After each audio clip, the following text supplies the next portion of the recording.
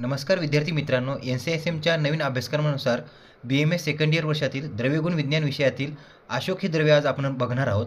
तर अशोकचं Latin name आहे साराका indica किंवा त्याला साराका अशोकासुद्धा म्हणतात. हे झालं लॅटिन नेम. तसेच त्याची फॅमिली लेग्युमिनसी. आता आपल्याला तर माहीत आहे ज्या वृक्षाला वनस्पतीला शेंगा येतात ते सर्व लेग्युमिनसी फॅमिलीमध्ये त्यांचा समावेश होतो. तसेच आता सर्वांना फॅमिली माहिती असते, पण बऱ्याच जणांना कुल माहिती नसतं. तर अशोकाचं कुल आहे शिंबी कुल. तसेच त्याचं एक उपकुलसुद्धा आहे कंटिकरंज. अशोकाचा आचार्य चरकनुसार वेदना स्थापन या गणामध्ये समावेश आहे. तसेच आचार्य शिशुरांनी अशोकाचा लोध्रादी गणामध्ये समावेश केलेला आहे. तसेच आता अशोकाचे काही महत्त्वाचे पर्याय आहेत ते आपण बघूया. हेमपुष्प. आता सर्वांना माहिती आहे हेम म्हणजे सुवर्ण आणि पुष्प म्हणजे फुले. तर सुवर्णच्या वर्णाप्रमाणे याच्या फुलांचा कलर असतो, म्हणून याला हेमपुष्प हे नाव आलेलं आहे. तसेच याला ताम्रपल्लवसुद्धा म्हणतात. का तर याचे जी कोवळी पाने असतात ती ताम्रवर्णाची असतात, म्हणून त्याला ताम्रपल्लव असे म्हणतात. तसेच याला रक्तक म्हणतात, रक्तपल्लव म्हणतात, सुभग म्हणतात. त्याचबरोबर स्त्रीमित्र, गर्भाशय रसायन हे सुद्धा अजून 2 नावे आहेत. याबद्दल आपण समोर डिटेलमध्ये बघूयात. तसेच अशोकाचं स्वरूप. तर सर्वात अगोदर अशोक हे वृक्ष आहे आणि तो आंब्यासारखा दिसतो. 8 ते 10 मीटर उंचीचा आहे आणि सदाहरित असतो. तसेच अशोकाचे जे पर्ण आहेत ते 8 ते 16 सेंटीमीटर लांब आंब्याच्या पानासारखे दिसतात. तसेच अशोकाचे जे पुष्प आहेत दाट गुच्छ देणारे, सुगंधी, आकर्षक आणि आपण जसं वरती बघितलं की त्याची पुष्प जे आहेत ती सुवर्णाच्या वर्णाप्रमाणे दिसतात. तसेच अशोकाचे जे फळ आहे ते 8 ते 25 सेंटीमीटर लांब शेंग असते व त्याच्यामध्ये चपट्या बिया असतात. अशोकाला पुष्प जे आहेत ते वसंत ऋतूमध्ये येतात आणि फळं जे आहेत ते शरद ऋतूत येतात. तर अशोकाचं उपयुक्त अंग म्हणजे जो पार्ट की जो आपण औषधी द्रव्य बनवण्यासाठी त्याचा उपयोग होतो, तर याच्या त्वचा, बीज आणि पुष्प हे 3 पार्ट उपयोग होतो. तसेच अशोकाचं जे उत्पत्ती स्थान आहे भारतात सर्वत्र आहे, पण प्रामुख्याने त्याचा हिमालयामध्ये मध्य व पूर्व भागेला आढळतो. रासायनिक संघटन. त्वचेत हेमेटॉक्झिलिन, टॅनिन, ग्लायकोसायडिक, अल्कोहोल्स, कार्बोनिक आणि कॅल्शियम हे द्रव्य प्रामुख्याने आढळतात.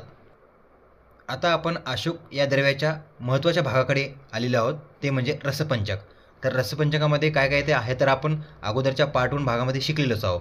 रस, विपाक, वीर्य, गुण तसेच काही काही द्रव्याचे प्रभावसुद्धा असतात. तर अशोकाचा जो रस आहे तो कशाय तिक्त आहे, विपाक कटू आहे, वीर्य शीत आहे, गुण लघु व वृक्ष आहे. त्याचमुळे अशोकाची जी दोषघनता आहे ती त्याचा रस कशाय तिक्त व विपाक कटू असल्यामुळे तो कफग्न आहे आणि शीतवीर्याने पित्तघ्न आहे. आता अशोकाचे काही प्रमुख कार्य व त्याचा उपयोग बघूया. तर स्त्रियांमध्ये होणारा श्वेतप्रदर, रक्तप्रदर, आत्यार्थव आणि गर्भाशयाचे शैथिल्य यामध्ये अशोकाचा प्रामुख्याने उपयोग केला जातो.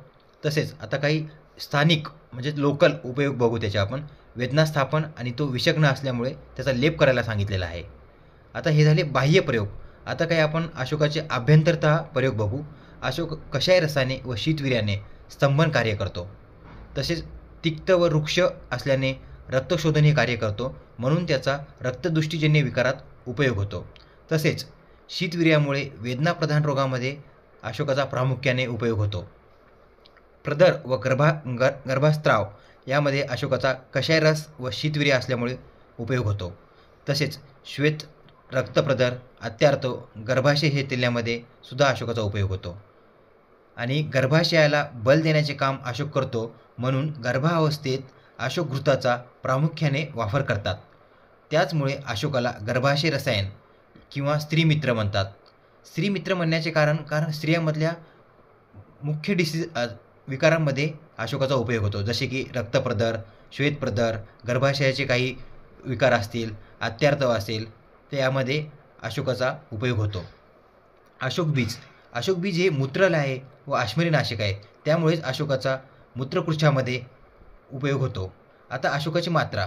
तर अशोक हा जर अशोकाच्या सालीचा क्वाथ वापरला तर तो 20 ते 40 ml घ्यायला सांगितलेला आहे.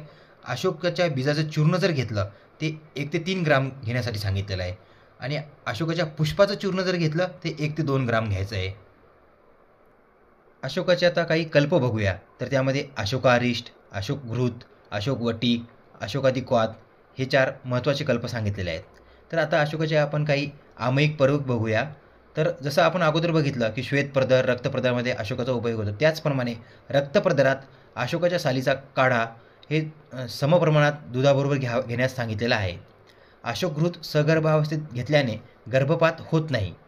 रक्तार्श व रक्त अतिसारावर अशोकाच्या सालीचा काढा द्यावा, कारण अशोक हा स्तंभन कार्य करतो.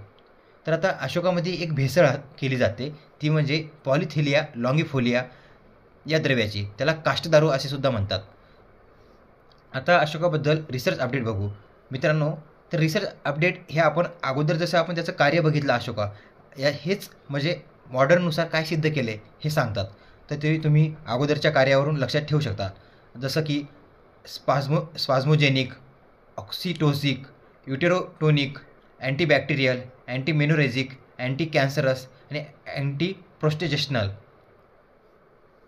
अशा प्रकारे मित्रांनो आपण अशोकाचे सर्व महत्त्वाचे पॉईंट्स कव्हर केलेले आहे. तुम्हाला द्रव्य गुणचा अभ्यास करताना परत ते कल्प वाचावे लागतील, परत व्हिडिओ ऐकावे लागतील, तरच एक द्रव्य तुम्हाला चांगल्या प्रकारे लक्षात राहील. मी या अशोक द्रव्याच्या पूर्ण नोट्स ज्या आहेत याच्या टेलिग्रामवर अपलोड केलेल्या आहेत. त्याची लिंक तुम्हाला आमच्या व्हिडिओच्या खाली मिळून जाईल. तसेच तुम्ही अशोक द्रव्याचा अभ्यास चांगल्या प्रकारे केल्यास नक्कीच तुमचा या व्हिडिओद्वारे चांगला लाँग आन्सर क्वेश्चनचा किंवा शॉर्ट आन्सर क्वेश्चनचा चांगला अभ्यास होऊन जाईल असा माझी खात्री आहे. तर भेटूया मित्रांनो नेक्स्ट व्हिडिओमध्ये नवीन द्रव्यासोबत. थँक्यू.